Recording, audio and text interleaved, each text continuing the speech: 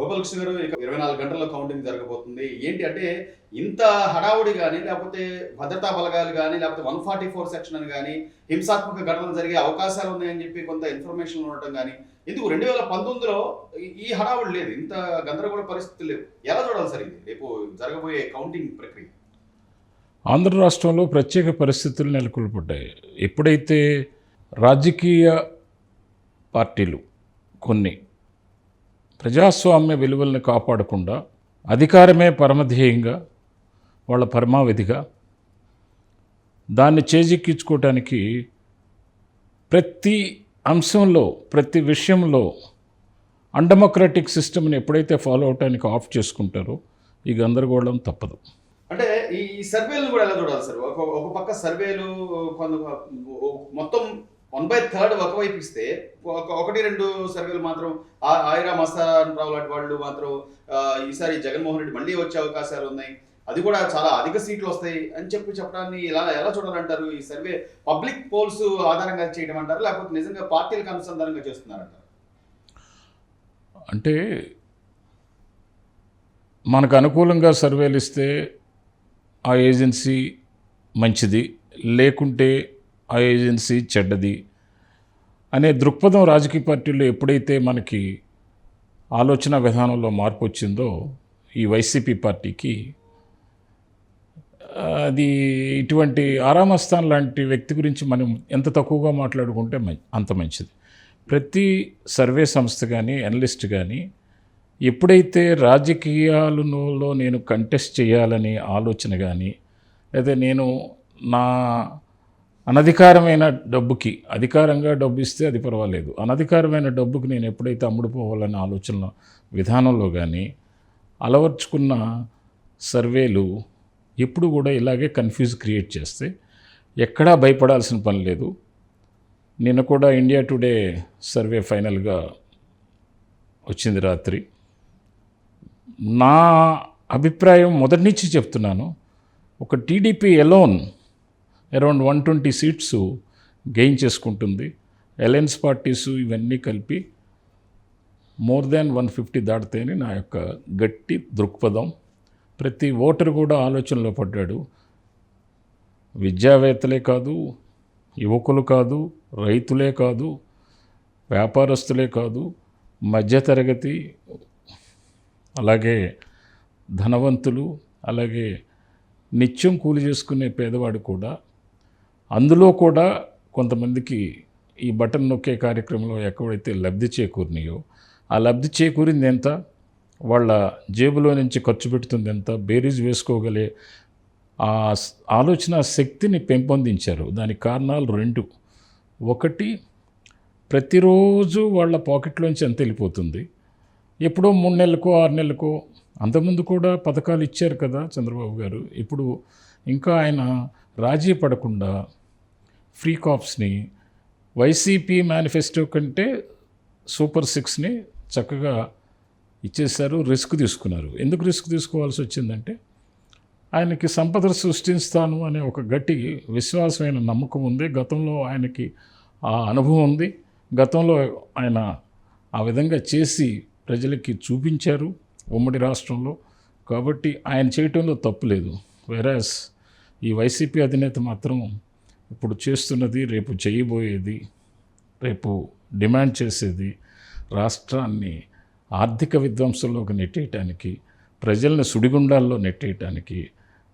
ఎవరైతే కష్టపడి సంపద కూడబెడతారో, ఎవరైతే రాష్ట్రానికి కానీ కేంద్రానికి కానీ పన్ను ఓటాలో భాగస్వాములు అవుతారో వారందరినీ సమూలంగా చంపేసి ఒక శాడిజం మెంటాలిటీతో నేను బటన్ నొక్కుతాను, నాకు ఓటు వేయండి, నా అధికారానికి అండదండలుగా ఉండండి, నా సంపదకి అండదండలుగా ఉండండి, నేను ఏ విధంగా అయినా సరే వ్యవస్థల్ని నిర్వీకరణ చేసి ఎంప్లాయీస్ని వాడుకొని తనకు అనుగుణంగా ఉండే వాళ్ళని పెట్టుకొని వాళ్ళ ద్వారా వికృత చేష్టలు చేస్తాననే ఒక ఆ రాక్షస క్రీడ రాజకీయాల్లో ఎప్పుడైతే చూపించాడో అది ప్రజలకి ఆక్సిజన్ అందకపోవటమే కాదు, పెద్ద క్వశ్చన్ మార్క్ అయిపోయింది. అసలు మనం బ్రతికి బట్టగడతామా, మన భవిష్యత్తు బిడ్డలు ఏమైపోతారు, కుటుంబాలు ఏమైపోతాయి, మన పెట్టుబడులు ఏమైపోతాయి, మన జీవన విధానం ఏమైపోతుంది, జీవనోపాధి ఏమవుతుంది, రైతు పంట ఏ విధంగా ఇంటికి తీసుకురాగలుగుతాడు?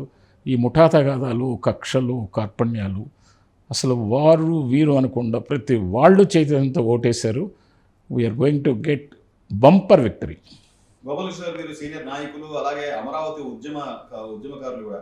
అయితే గత 10 సంవత్సరాల క్రితం రాష్ట్ర విభజన జరిగినప్పుడు, సరే అవసరం ఉన్నా లేకపోయినా రాష్ట్ర విభజన జరిగింది, దానిలోకి సంబంధించినటువంటి కొన్ని అంశాల్లో 10 ఏళ్ల పాటు ఉమ్మడి రాజధానిగా ఉన్నటువంటి తెలంగాణ హైదరాబాద్కి సంబంధించి మనం ఏం లబ్ధి పొందామనేది ఈ 5 ఏళ్లలో, గడిచిన 5 ఏళ్లలో చూస్తే అసలు ఏమీ లేదనేది ప్రతి ఒక్కళ్ళు చెప్తున్నమాట.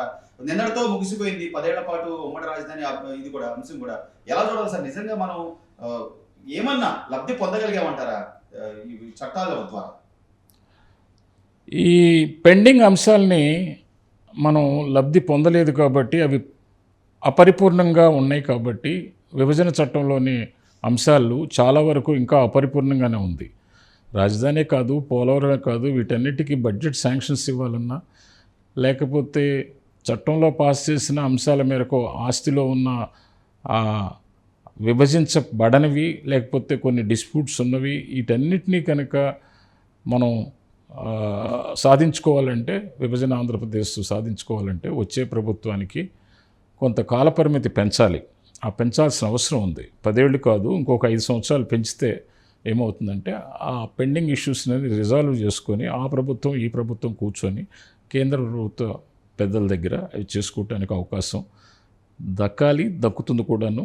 నేను ట్విట్టర్లో ప్రైమ్ మినిస్టర్ మోడీ గారికి, అమిత్ షా గారికి, అలాగే చంద్రబాబు గారికి, పురంధేశ్వరికి, వారికి కూడా, పురంధేశ్వరి గారికి కూడా నేను మెసేజ్ ఇవ్వడం జరిగింది. నేను ట్విట్టర్లో పెట్టడం జరిగింది. డెఫినెట్గా ఇచ్చి తీరాలి. టైం ఎందుకు ఇవ్వరండి? మీరు ఎప్పుడైతే రాజకీయ అంశాలతో కూడిన అంశంగా దాన్ని పరిగణించి మనం చేయలేకపోయామో, ఎవరన్నా ఫెయిల్యూర్ అవనండి, ఏ ప్రభుత్వం అన్నా అవనండి, టైం ఎక్స్టెన్షన్ ఇవ్వాలి కదా, ఇచ్చి తీరాలి కదా. ఇస్తేనే కదా దానికి ఇప్పుడు రేపు పొద్దున సాల్వ్ చేసేటికి చట్టబద్ధత అనేది ఉంటుంది. It's a minimum common sense. మీరు చెప్తున్నట్టుగా సార్, ఈ 5 ఏళ్లలో క్యాపిటల్ ఏంటి అంటే కూడా చెప్పుకోలేని పరిస్థితిలో ఉన్న ఈ ఆంధ్రప్రదేశ్ ప్రజలు రేపు ఒకవేళ మీరు అన్నట్టుగా ప్రభుత్వం మారినట్లయితే భవిష్యత్ పూర్వ వైభవం వచ్చే అవకాశం ఉందంటారా? అమరావతికి కానీ లేకపోతే రాష్ట్రానికి కానీ? మీరు మారినట్లయితే అనే ఆ మీమాంస పెట్టుకోకండి. మారుతుంది. ఇంకొక 24 గంటల్లో మీకు ఈ టైంకి రేపు తెలిసిపోతుంది. మారి తీరుతుంది. ఇంకా మారినట్లయితే అనేది మీకెందుకు, మీడియాకి ఆ డౌటు? ఎట్టి పరిస్థితుల్లో మారుతుంది. ఇక మారినట్లయితే అనే మాట ఇంకా లేనే లేదు. అమరావతికి కాదు, ఆంధ్ర రాష్ట్రానికే పూర్వవైపు వస్తుంది. చంద్రబాబు గారు మిరాకిల్ చేయబోతున్నారు. ఆయన అనుభవం కానీ, ఆయన కష్టం కానీ, ఆయన దూరదృష్టి కానీ is going to break the history in Indian democratic era of the politics in coming 5 years. I'm telling you today, underline, జీవితంలో, మన జీవితంలో ఇంకా ఎప్పుడూ చూడని అభివృద్ధి భగవంతుడి యొక్క ఆశీస్సులతో, ఆంధ్ర ప్రజల అండతో, కేంద్ర ప్రభుత్వం యొక్క అండతో ఆయన చేసి చూపిస్తారు. మీకు రేపొద్దున మీ నెక్స్ట్ జనరేషన్ కూడా గుర్తుండే విధంగా చేస్తారు. నాకు గట్టి నమ్మకం ఉంది. చివరిగా గోపాలకృష్ణ గారు, విలువైన రాజకీయాలు చూశారు, విలువైన రాజకీయ నాయకులతో మీరు కూడా సహచర్యం ఉంది. కానీ గడిచిన 5 ఏళ్లలో ఒక బూతుల మంత్రిగా కానీ, లేకపోతే ఒక కుల వ్యవస్థకు సంబంధించిన అంశాలని వాళ్ళ సామాజిక వర్గాన్ని టార్గెట్ చేసుకుని మాట్లాడుతున్న కొంతమంది మాజీ మంత్రులు కానీ, ఇలాంటి వాళ్ళని అంటే ఇక ముందు ప్రజలు క్షమించరు అనే విధంగా రేపు తీర్పు ఉండబోతుంది అనుకోవచ్చా? అంటే ఒక పేరు నాని గారు కానీ, లేకపోతే ఒక శాసనసభాపతిగా ఉన్నటువంటి స్పీకర్గా ఉన్నటువంటి వ్యక్తి వన్ సైడ్గా మాట్లాడిన విధానాలు కానీ, ఇలాంటి నాయకులందరినీ చూస్తే తీర్పు అనేది ఇండివిజువల్గా మనం బేరీజ్ వేసుకునే కంటే ఎట్లాగో తీర్పు అనేది ప్రజలు చక్కగా ఇస్తారు, వాళ్ళకి బుద్ధి చెప్పేటట్టు. అయినా అవి అప్రాధాన్యం, అంటే ప్రాధాన్యత లేని అంశాలు. అవన్నీ ఏదో వాళ్ళు టెంపరీగా వాళ్ళ నాయకుడిని మభ్యపెట్టుకోవడానికి, మంచి చేసుకోవడానికి. ఇప్పుడు కూడా పేరు నాని గారు అధికారంలో హెచ్చరిస్తున్నాడు. ఆయన ముందు ముసలి పండగ, ఇళ్ళనే పండగ కాదు అని చెప్పి ఆయన ఆవేశంతోనే మాట్లాడుతున్నారు. అంటే ఎప్పుడు కూడా కాకి గోల కాకిదే, కోయిల కూత కోయిలదే. కాబట్టి కాకి గోళ్ళని మనం పెద్ద పట్టించుకొని వాళ్ళకంత ఇంపార్టెన్స్ ఇచ్చి మనం టైం వేస్ట్ చేసుకోవటం అనవసరం. ఏదైనా ప్రాధాన్యత అంశాలని రాష్ట్రంలో రేపు చంద్రబాబు గారికి అండదండలుగా ఇవ్వటానికి కానీ ఎవరి వంతు సహకారం వారికి అందజేసి ప్రశాంతమైన వాతావరణం, చక్కటి లా అండ్ ఆర్డర్, చక్కటి అభివృద్ధి, చక్కటి జీవన విధానం, చక్కటి బడ్జెట్ని రూపకల్పన చేసుకొని వారికి చేదోడు ఓదోడుగా మీ మీడియా సంస్థలు కానీ, యువకులు కానీ, రైతులు కానీ, ఉద్యోగస్తులు ముఖ్యంగా ఎస్పెషల్లీ వాళ్ళు చాలా సఫర్ అయ్యారు. ఓకే, ఆవేశపడిపోయి ఓవర్ నైట్ ఏదో జరిగిపోవాలి, గతంలో ఇచ్చిన ప్రామిసుల్ని తెల్లారిపాటికి సాల్వ్ చేయాలి అనే ఒక ఒత్తిడి ఆ పెద్ద ఆయన మీద తీసుకురాకుండా, అట్లాగే వ్యాపారస్తులు కానీ, చుట్టూ ఉన్న అతి ముఖ్యంగా ఈ లాబీయిస్టులు ఉంటారు, అలాగే పదవిని ఆస్వాదించే వాళ్ళు ఎక్కువగా తయారయ్యారు. మీరు త్యాగాలు చేయండి. తెలుగుదేశం సీనియర్ నాయకులారా, భారతీయ జనతా పార్టీ నాయకులారా, అలాగే జనసేన నాయకులారా, మీరు పదవులకి ఎగబాకకండి. ముందు రాష్ట్రాన్ని ఎలా బెయిలౌట్ చేయాలో మీరు వెనక ఉండండి, ముందు ఉండండి, పెద్ద ఆయనకి అండదండలు ఇవ్వండి. ఇది అందరికీ నా సందేశం అనుకోండి, రిక్వెస్ట్ అనుకోండి, వార్నింగ్ అనుకోండి.